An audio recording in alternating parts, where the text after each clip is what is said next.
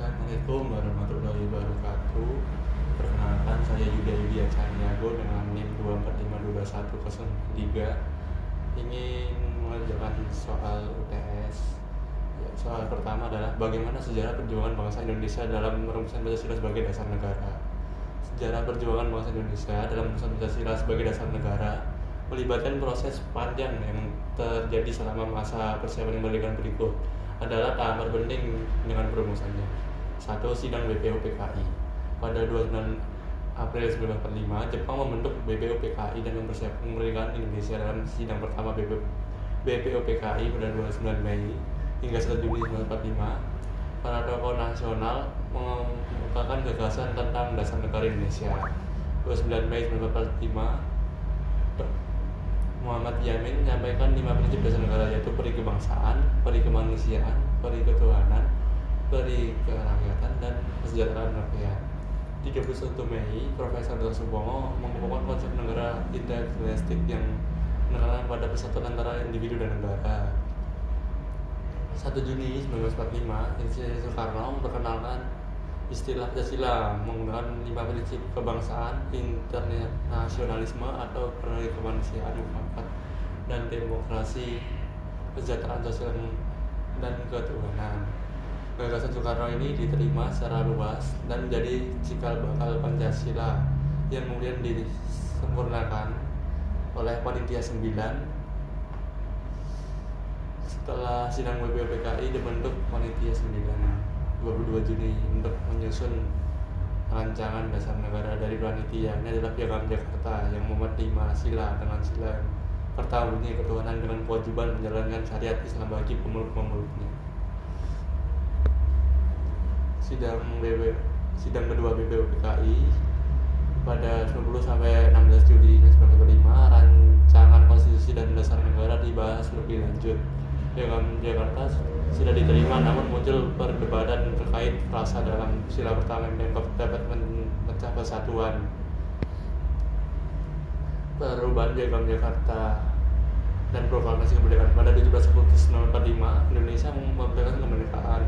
Namun sehari setelahnya, atas dasar pertimbangan untuk menjaga persatuan bangsa terutama dalam konteks keberagaman agama frasa dengan kewajiban menjalankan syariat Islam bagi pemeluk-pemeluknya, dan sila pertama menjadi ketuhanan yang Maha Esa. Perubahan ini dilakukan dalam rapat panitia persiapan kemerdekaan Indonesia PPKI pada 18 Agustus 1945. Yang kedua, jelaskan mengapa Pancasila dianggap sebagai solusi tepat bagi bangsa Indonesia yang majemuk. Yang Pancasila dianggap sebagai solusi tepat bagi bangsa Indonesia yang majemuk karena nilai-nilai yang terkandung di dalam mencerminkan keberagaman dan persatuan. Berikut alasan mengapa Pancasila cocok bagi Indonesia yang memiliki latar belakang suku, agama, budaya, dan bahasa yang berbeda. 1. Ketuhanan yang Maha Esa. Sila pertama, Pancasila mengakui dan menghargai keberagaman agama dan kepercayaan yang berbeda-beda di Indonesia, namun menekankan pentingnya nilai-nilai ketuhanan sebagai landasan moral. Ini memberikan ruang bagi semua agama untuk hidup berdampingan, sekaligus memperkuat rasa persatuan dalam bingkai spiritual yang menghormati keyakinan masing-masing. 2. Kemanusiaan yang adil dan beradab. Sila kedua menekankan pentingnya memperlakukan sama manusia dengan keadilan dan peradaban, terlepas dan perbedaan suku, agama, ras, atau golongan. Ini menumbuhkan semangat penghargaan terhadap hak asasi manusia serta mendorong kerukunan di antara kelompok-kelompok masyarakat yang berbeda. 3. Persatuan Indonesia. Sila ketiga mengedepankan pentingnya dan persatuan dan kesatuan bangsa dalam negara yang memiliki banyak perbedaan. Konsep ini menjadi kunci untuk mencegah perpecahan. Pancasila menekankan bahwa identitas kebangsaan Indonesia lebih diutamakan daripada perbedaan etnis atau kelompok, sehingga memungkinkan bangsa yang majemuk untuk tetap bersatu dalam perbedaan. 4. Kerakyatan yang dipimpin oleh hikmat kebijaksanaan dalam permusyawaratan perwakilan. Sila keempat mengajarkan prinsip demokrasi dan yang menghormati proses musyawarah dan mufakat. Dengan demikian, semua kelompok masyarakat memiliki kesempatan untuk didengar dan berpartisipasi dalam mengambil keputusan, sehingga mengurangi potensi dominasi oleh kelompok tertentu. 5. Keadilan sosial bagi seluruh rakyat Indonesia. Sila kelima menekankan pada keadilan sosial, di mana kesejahteraan dan kesempatan yang setara harus diberikan kepada semua warga negara. Ia menjadi landasan penting dalam menciptakan kesetaraan di tengah-tengah perbedaan sosial ekonomi yang ada di masyarakat Indonesia. Yang ketiga, jelaskan dan berikan contoh implementasi nilai-nilai Pancasila dalam kehidupan bermasyarakat, berbangsa, dan bernegara. Contoh satu dari sila pertama, ketuhanan yang Maha Esa. Implementasi sila pertama melibatkan pengakuan dan penghormatan terhadap kebebasan beragama. Setiap warga negara bebas untuk menjalankan ibadah sesuai dengan agama tanpa ada diskriminasi atau tekanan dari pihak lain. Yang sila kedua, kemanusiaan yang adil dan beradab. Sila kedua menekankan pada pentingnya memperlakukan setiap individu dengan adil, menghormati hak asasi manusia, serta menjunjung nilai-nilai kemanusiaan yang luhur. Yang ketiga, persatuan Indonesia. Implementasi sila ketiga terwujud dalam upaya menjaga keutuhan bangsa dengan mengedepankan kepentingan nasional di atas kepentingan golongan.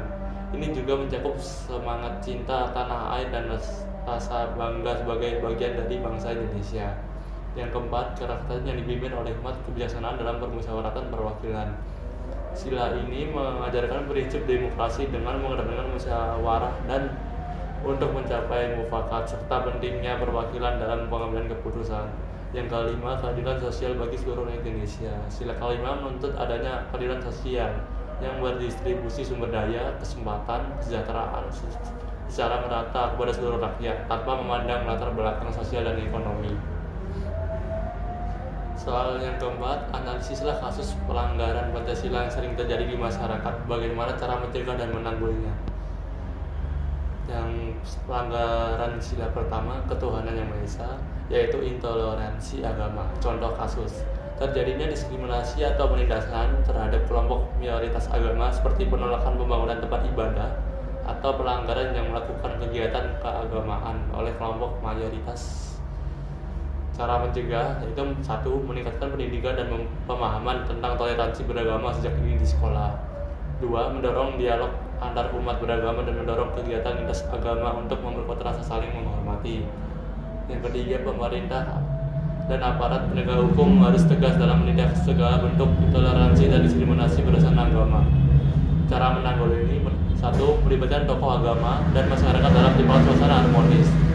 2. Membangun forum-forum diskusi lintas agama untuk menjaga konflik yang lebih besar. 3. Pemerintah harus memberikan jaminan kebebasan beragama sesuai dengan Undang-Undang Dasar 1945. Yang sila kedua, tindakan diskriminasi rasial atau suku. Contoh kasus, terjadinya diskriminasi terhadap suku atau kelompok etnis tertentu, seperti pembatasan akses pekerjaan atau layanan publik bagi minoritas etnis tertentu. Cara mencegah yaitu menyusun kebijakan afirmatif yang menjamin bahwa semua kelompok etnis memiliki hak yang sama dalam pendidikan, pekerjaan, dan layanan publik. Yang kedua, menanamkan nilai-nilai persamaan dan kemanusiaan masyarakat melalui kampanye anti diskriminasi. Cara menanggulangi yaitu 1. Menegakkan hukum terhadap tindakan diskriminatif yang dilakukan oleh individu maupun institusi. 2. Mendorong pemerintah untuk menyediakan akses yang sama bagi semua kelompok etnis dalam berbagai sektor kehidupan. Untuk sila ketiga, tindakan separatisme dan radikalisme. Contoh kasus gerakan separatisme yang menginginkan perpisahan diri dari Indonesia atau gerakan radikal yang mencoba menggoyahkan persatuan bangsa. Cara mencegah: 1.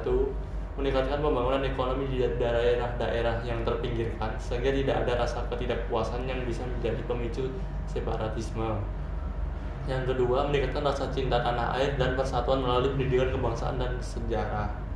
Yang ketiga, mengidentifikasi dan menanggulangi radikalisme ini melalui program deradikalisasi dan penyeluruhan masyarakat.